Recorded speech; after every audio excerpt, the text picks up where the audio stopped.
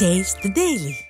Ton கணக்கில் ration பொருட்கள் கடத்துவோரை விட்டுவிட்டு கிலோ கணக்கில் விற்பனை செய்பவர்களை பிடித்து உணவு கடத்தல் தடுப்பு பிரிவு வீண் விளம்பரம் செய்வதாக குற்றச்சாட்டு எழுந்துள்ளது.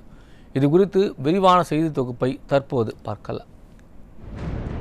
போதும் என்ற மன நிறைவை தருவது உணவு மட்டுமே. அத்தகைய உணவுப் பொருட்களை பதுக்குவதும் கடத்துவதும் தமிழகத்தில் நாளுக்கு நாள் அதிகரித்து வருகிறது.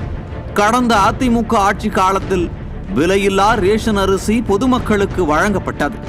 அத்துடன் அதில் ஏற்படும் முறைகேடுகளை போக்க உணவு பாதுகாப்புத்துறை, உணவுப் பொருட்கள் கடத்தல் தடுப்பு பிரிவு ஆகியவைகளை விரிவுபடுத்தி கடும் நடவடிக்கைகளும் எடுக்கப்பட்டன.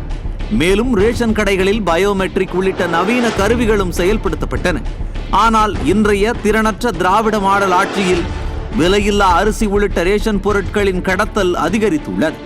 9 கோடி மதிப்புள்ள ரேஷன் பொருட்களை பறிமுதல் செய்ததாக உணவு கடத்தல் தடுப்பு பிரிவு விளம்பரம் செய்து வரும் அதே வேளையில் டன் கணக்கான பொருட்களை பதுக்கி கேரளா, ஆந்திரா போன்ற அண்டை மாநிலங்களுக்கு லாப நோக்கோடு விற்பனை செய்யப்படுவது தொடர்வதாக பொதுமக்கள் ஆதங்கத்தை வெளிப்படுத்துகின்றனர்.